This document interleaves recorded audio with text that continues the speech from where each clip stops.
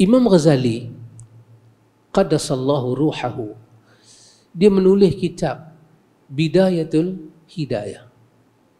Kecil, kitab ni kitab kecil, kitab ibtidaiyah, permulaan. Masa Al-Imam Ghazali bercakap tentang khabaisul qalb,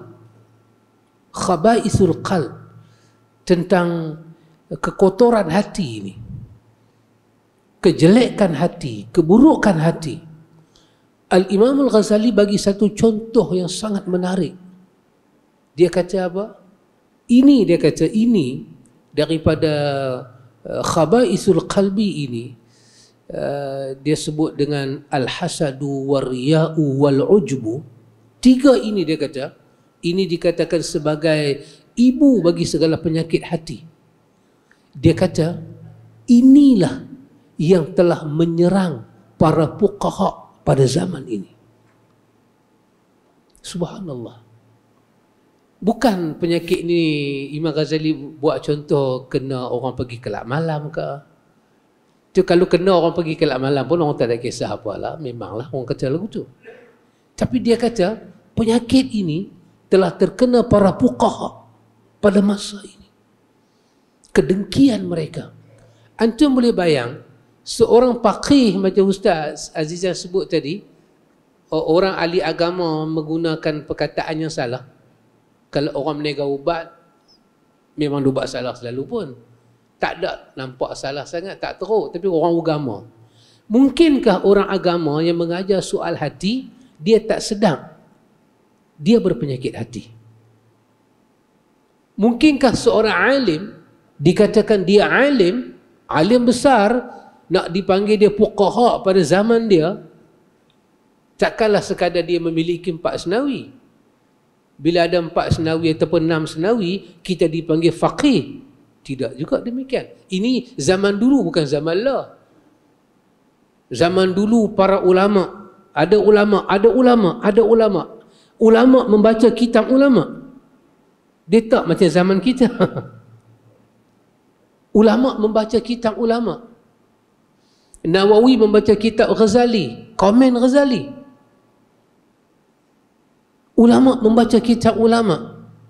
Kitab Ibn Taymiyah dibaca oleh ulama. Kitab Ghazali dibaca oleh ulama. Kitab Imam Syafi'i dibaca oleh ulama. Ulama membaca kitab ulama. Tetapi Al-Imam Al-Ghazali mengguna perkataan penyakit ini telah melanda fuqaha pada zaman ini. Mungkinkah mereka tak tahu mereka terkena penyakit itu? Macam mana mereka terkena? Ini benarnya Rasulullah, sadaqa Rasulullah, kaqita'il laili muslim. Sehingga kan orang yang duduk dalam era fitnah, iklim fitnah, alam fitnah, dia tak sedar dia kena fitnah. Apakah fitnah paling besar? Fitnah paling besar, fitnah apa ikhwan? Yang ulama kita sebut, fitnah paling besar adalah fitnah akhlak, kerosakan akhlak. Bukan kerosakan akhlak orang, kerosakan akhlak kita. Subhanallah. Nabi menyebut kepada kita ikhwan tentang ma min syai'in athqalu fil mizanil mu'min yaumal qiyamati min husnil khuluq. Nabi kata tentang benda yang memberatkan al-mizan bagi seorang mukmin pada hari kiamat adalah akhlak yang baik. Subhanallah. Ditanya kepada Nabi tentang apakah yang memasukkan manusia, banyak memasukkan manusia ke dalam syurga. Nabi menjawab, taqwallah wa husnul khuluq. Apakah yang menerjunkan manusia ke dalam neraka paling banyak? Nabi jawab, al-famu wal farj, mulut dan kemaluan. Akhlak. Semayang, puasa, zakat kita, ibadat kita akan ditimbang di al-mizan.